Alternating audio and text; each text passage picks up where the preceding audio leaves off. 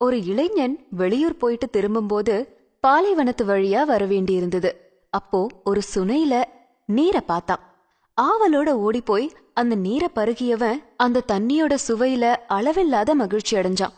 குடிமக்களை சிறந்த முறையில ஆட்சி செய்யக்கூடிய தன்னோட நாட்டு மன்னனுக்கு அந்த நீரை கொடுத்தா அவர் ரொம்ப சந்தோஷம் அடைவாரு அப்படின்னு நினைச்சு தன்னோட தோல் பையில அந்த நீரை கொஞ்சமா நிரப்பிக்கிட்டு போனான்.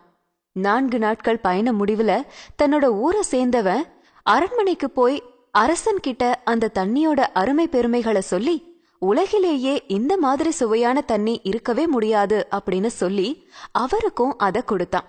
மன்னன் கொஞ்சம் கூட தாமதிக்காம மொத்த நீரையும் குடிக்க ஆரம்பிச்சாரு.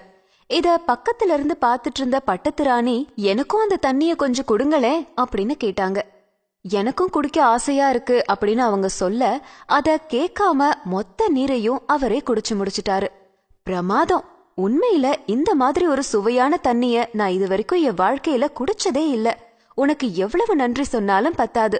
நீ நீடூடி வாழ்க அப்படின்னு வாழ்த்தினது மட்டுமல்லாம பரிசுகளையும் கொடுத்தாரு. இளைஞன் தன்னோட மன்னனுக்கு அந்த அதிசய நீரை கொடுத்த சந்தோஷத்துல திரும்ப போனான். அவன் போன பிறகு ராணி, என்ன இருந்தாலும் உங்களுக்கு இவ்வளவு சுயநலமாகாது. அந்த தண்ணிய எனக்கும் கொஞ்சம் கொடுத்தா என்ன குறைஞ்சா போயிடுவீங்க அப்படின்னு சொன்னாங்க. இல்ல ராணி, நான் மொத்த நீரையும் குடிக்கல. அதுல கொஞ்சம் தண்ணி இருக்கு. நீ வேணும்னா குடிச்சு பாரேன் அப்படின்னு சொன்னாரு. அரசன் சொல்ல ஆர்வத்தோட அதை எடுத்து குடிச்சாங்க. அத குடிச்சதும், சேச்சே, என்ன தண்ணி இப்படி நாற்றம் அடிக்குது அப்படின்னு சொல்லி அந்த தண்ணிய உடனடியா துப்பிட்டாங்க. அதுக்கு மன்னர் சொன்னாரு, உனக்கு அந்த தண்ணியில இருந்த சுவைதான் தெரிஞ்சது. ஆனா அவன் என் மேல வச்சிருந்த அன்புதான் எனக்கு தெரிஞ்சது. பாலைவனத்துல தாகம் எடுத்து அலைந்து திரிந்த ஒருவனுக்கு சாதாரண சுனை நீரே தேவாமிர்தம் மாதிரி இருக்கும். அத மன்னனாகியே எனக்கு கொடுக்கணும் அப்படின்னு நினைச்சு தன்னோட தோல் பையில நிரப்பி கொண்டு வந்தான். அதனால தோலுடைய வாடையும் தண்ணில ஏறிடுச்சு. தண்ணியோட சுவையும் முற்றிலுமா மாறிடுச்சு. அவன் இருக்கும்போது இந்த தண்ணிய நான் உனக்கு கொடுத்திருந்தா நீ இப்ப நடந்துகிட்ட மாதிரிதான் அப்பவும் செஞ்சிருப்ப. அவனுடைய மனமும் வேதனை அடைஞ்சிருக்கும். அன்பை விட இந்த உலகத்துல சுவையானது வேற எதுவுமே கிடையாது.